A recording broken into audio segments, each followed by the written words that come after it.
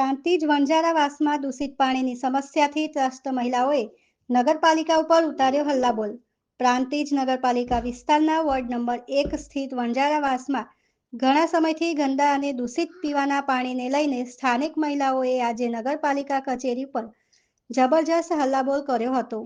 મહિલાઓએ જણાવ્યું હતું કે પાછલા 10 દિવસથી પાઇપલાઇનમાંથી પીળા રંગનું દુર્ગંધવાળું પાણી આવે છે, જેના કારણે બાળકો સહિત ઘણા લોકો પેટ, શરીર પર ખંજવાળની તકલીફોથી પીડિત થયા છે।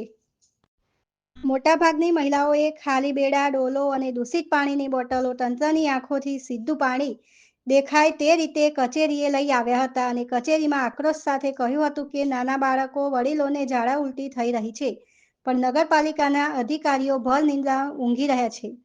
તેમણે તાત્કાલિક પાણીની સમસ્યાનો સુધારો કરી અને ટેન્કર દ્વારા વૈકલ્પિક વ્યવસ્થા કરવાની માંગ કરી હતી। આ ઘટનાથી શહેરી સુવિધાઓમાં ગંભીર ખામીઓ તરફ ફરી ધ્યાન ખેંચાયું છે। સ્થાનિકોની માગણી છે કે પ્રાથમિક જરૂરિયાતમાં પાણી પ્રથમ સ્થાને આવે। જો તે જ ગુણવત્તાપૂર્ણ ન મળે તો બીજી સુવિધાની વાત જ શું કરવી।